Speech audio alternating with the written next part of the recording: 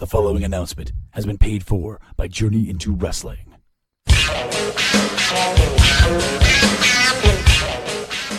Things seem to be changing around here, and I'm talking podcasts, brother. Journey into Comics Network and no JIW? Where's the wrestling? That's just it, brah. We're making a comeback. JIW is taking over. Butt stuff, podcastrophe, the Puhr Rapport, all these new guys on the scene. We're about to show them what podcasting is all about, Chico. Why don't you tell them when they can hear us, Nate? Every other Wednesday, right here on the Journey into Wrestling Network. Anything less is just too civilized.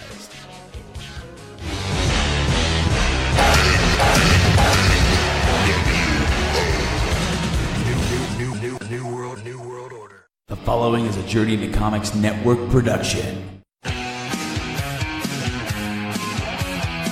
From the suburbs of Chicago and Illinois, this is the Puhr Rapport with your host, Andrew Puhr.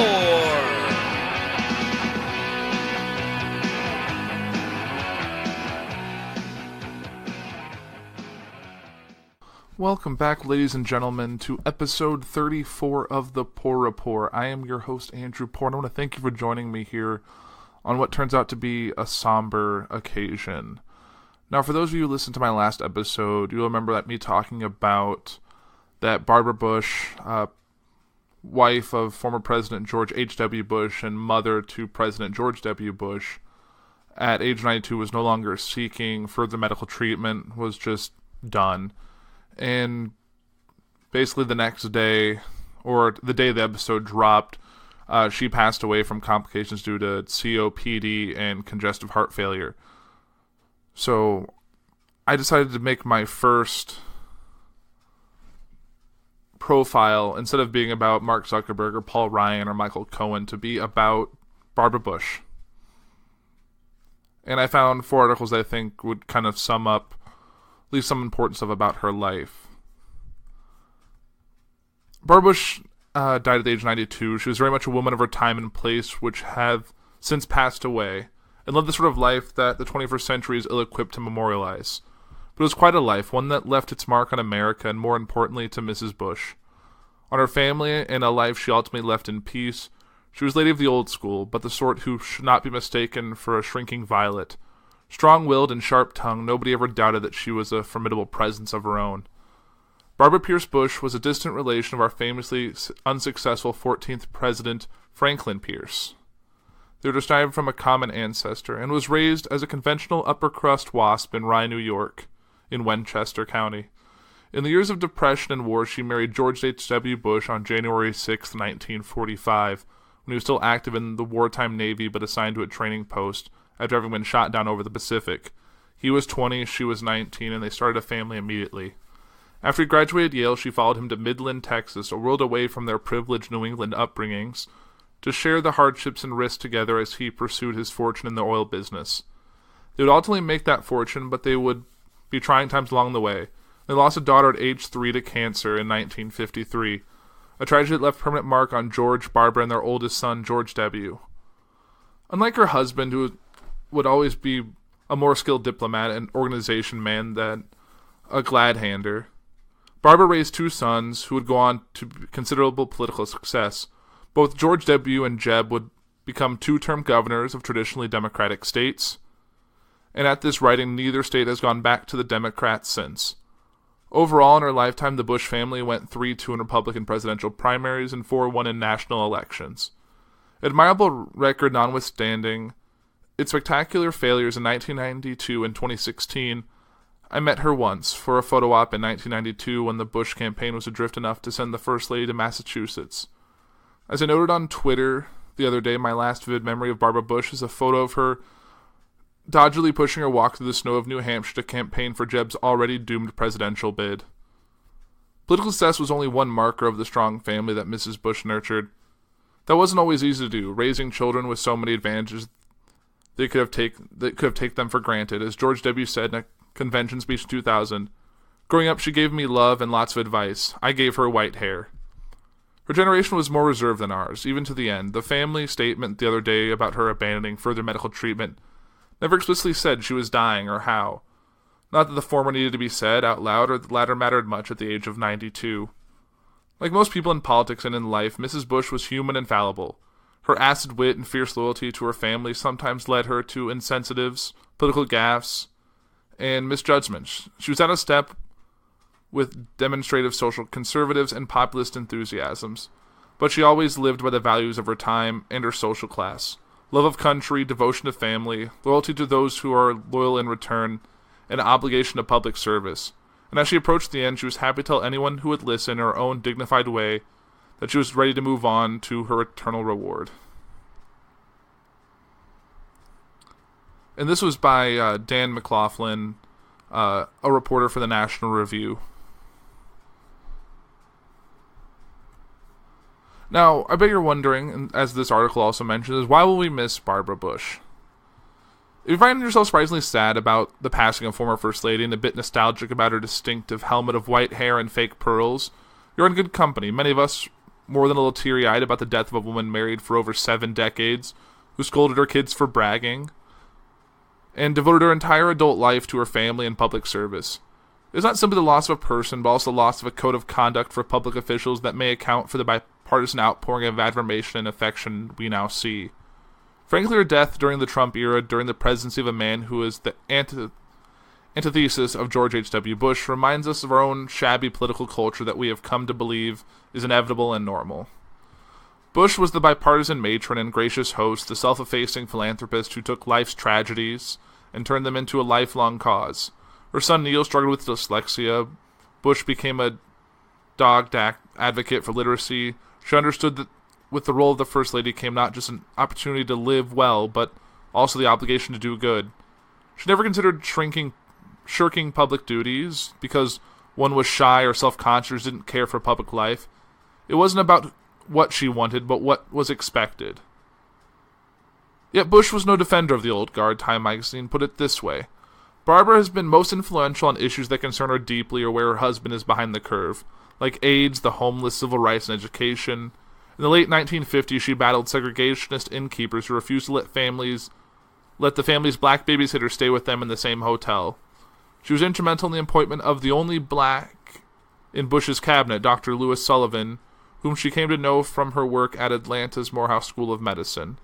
It was Barbara's visits to AIDS hospitals in Harlem that nudged her husband into endorsing additional federal funds for fighting the disease when the Reagan administration was still balking.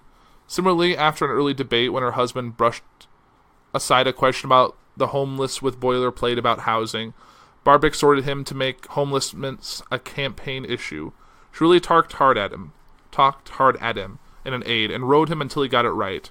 Barbara's interest in children and literacy, meanwhile, helped Bush commit himself to being the education president. Every time he says Head Start, that's Barr, says Sheila Tate, Bush's transition spokesman.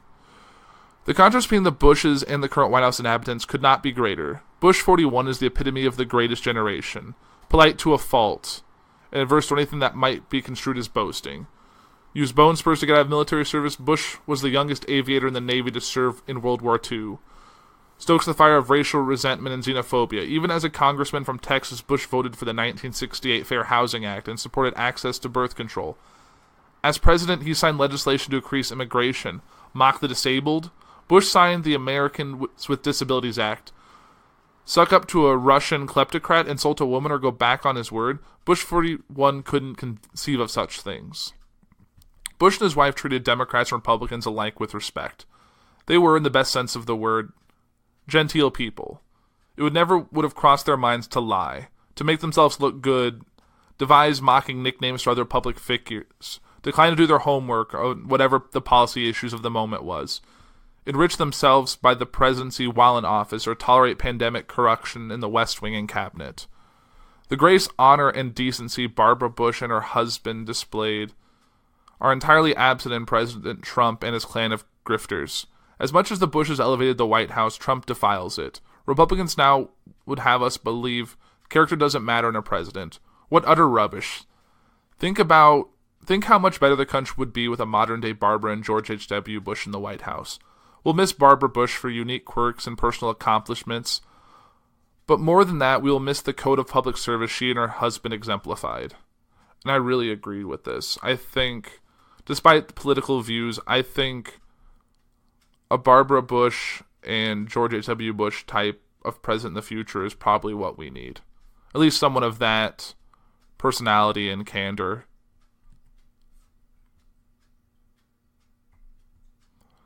And like I said before, Barbara Bush really redefined the role of First Lady. Not with her signature issues, but with the warmth and humility that distinguished her time in the White House. The wife of George W. Bush understood that First Ladies can wield enormous power, often with a single image, and she used her visibility and influence to encourage other Americans to emphasize beyond their own experiences.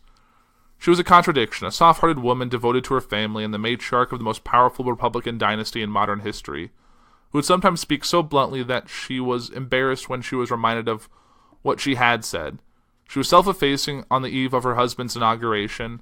Then, 63, she told reporters, "My mail tells me that a lot of fat, white-haired, wrinkled ladies are tickled pink. I mean, look at me. If I can be a success, so can they."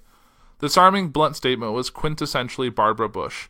In 1989, she famously visited Grandma's house, one of the first homes created to care for infants infected with HIV. She spent nearly an hour at the facility near the White House and helped babies infected with the HIV virus.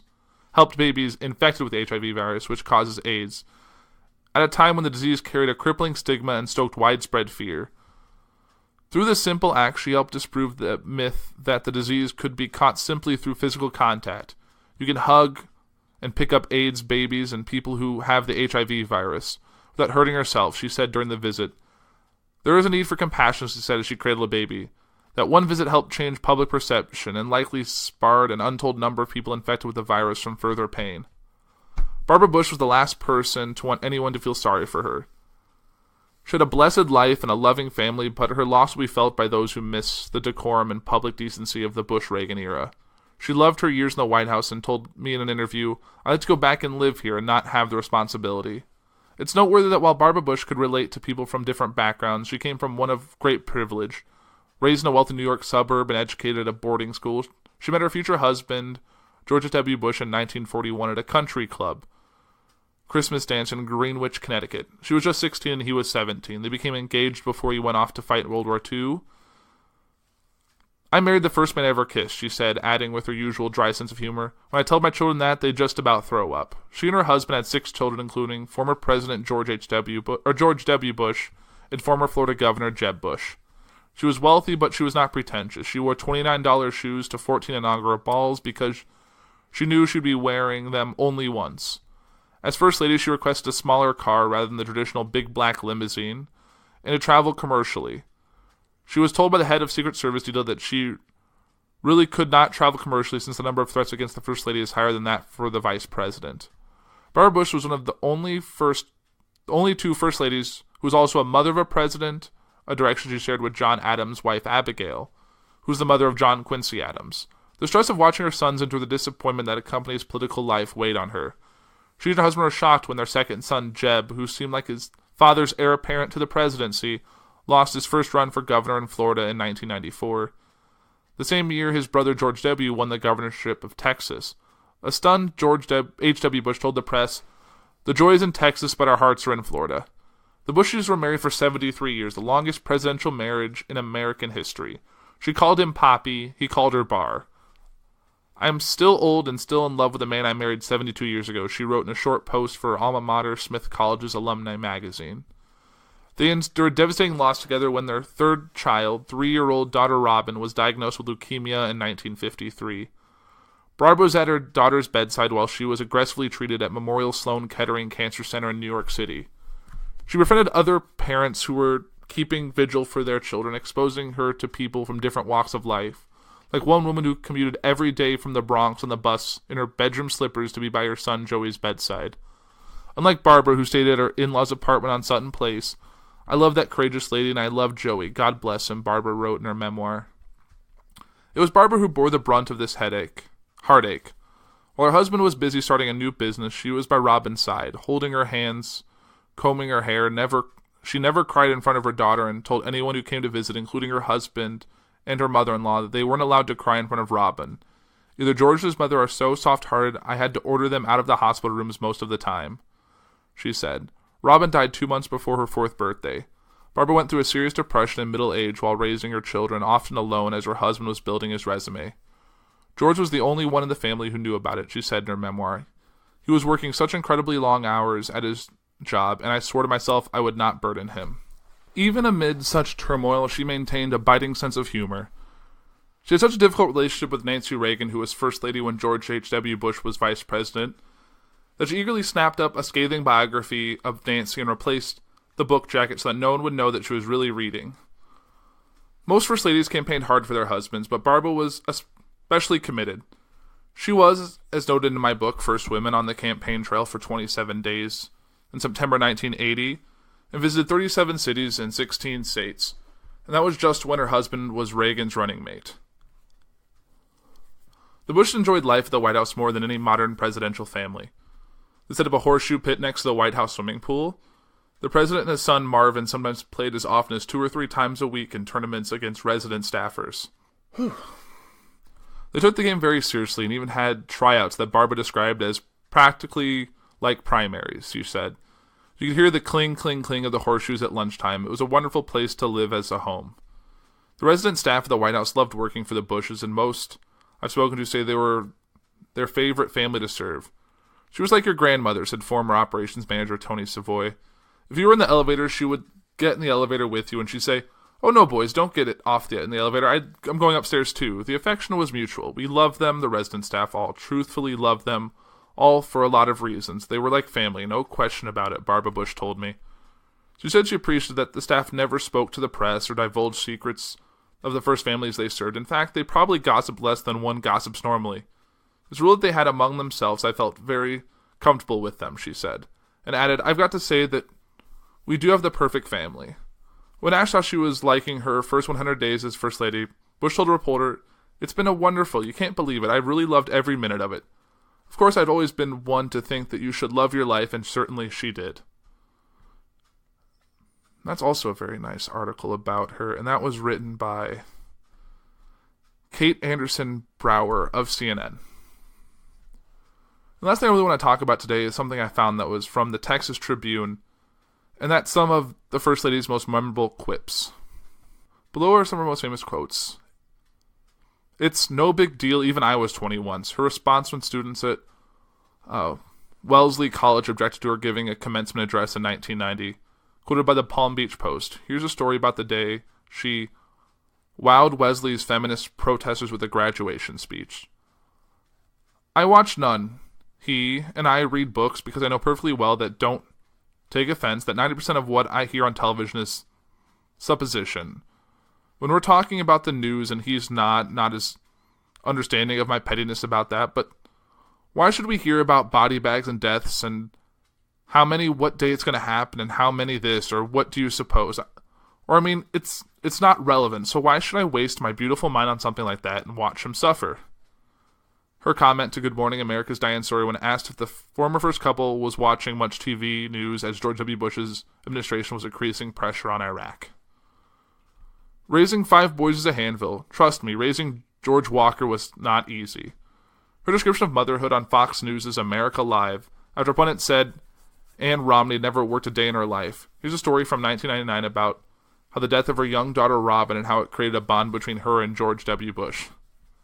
"I can't say it, but it rhymes with rich." Her response when asked what she thought of Democratic vice presidential candidate Geraldine Ferraro, quoted by the New York Times. She later apologized, saying she meant witch. Read a reporter's first-person account of the rich story. Oh, sorry. That's just further information about the story. "The personal thing should be left out of platforms at conventions. You can argue yourself blue in the face and you're not going to change each other's minds. It's a waste of your time and my time." Her quote to Time magazine on the abortion debate at the 1992 GOP convention. "What I'm hearing, which is sort of scary, is they all want to stay in Texas. Everyone is so overwhelmed by the hospitality, and so many of the people in the arena, were underprivileged anyway, so this is working very well for them." Her comment on the radio program Marketplace after touring a Houston relocation site for Hurricane Katrina evacuees. "I'm still old and still in love with the man I married 72 years ago." Her entry in the March 2018 edition of the Smith College Alumni magazine. At the end of your life, you'll never regret not having passed one more test, not winning one more verdict, or not closing one more deal. You regret time not spent with a husband, a friend, a child, or a parent. That's probably the best quote I've read. I'm going to say that again just because I think it's a really powerful statement. At the end of your life, you will never regret not having passed one more test, not winning one more verdict, or not closing one more deal. You regret time not spent with a husband, a friend, a child, or a parent. And that's really all I really have to say about that. I remember first time of Bush, I think the really wasn't around much, or I didn't really hear much of George H.W. Bush. I remember the first election I paid attention to was the Bush-Gore election in 2000. I was 10 years old, and that was the first election I really had awareness about. Before that, it was just Clinton terms and all that fun stuff, but it was really interesting. I read this book earlier this year about the last Republicans. It's a book about George H.W. Bush and George W. Bush and how the Republican Party that existed during their time is not the Republican Party that exists now. And I think that's a great read and offers a lot of backstory. And I learned a lot about the personal lives and professional lives of George H.W. Bush and his wife, Barbara Bush. So it really offers both political history, which I enjoy, as well as a personal story and almost like an autobiography about the couple, both couples. But it was really a great book, and Barbara Bush was a great woman, and hopefully she rests in peace. And for all of my listeners out there that have any connection to her, or depending on how old you are, or however you came across her in your life, through reading, through news, through any of that, hopefully this little profile on her is a nice look back at her life and what she's done. And again, until next week, where we'll do more profiles, I am Andrew Puhr, and this is the Puhr Report, special series on profiles of important people. Thank you.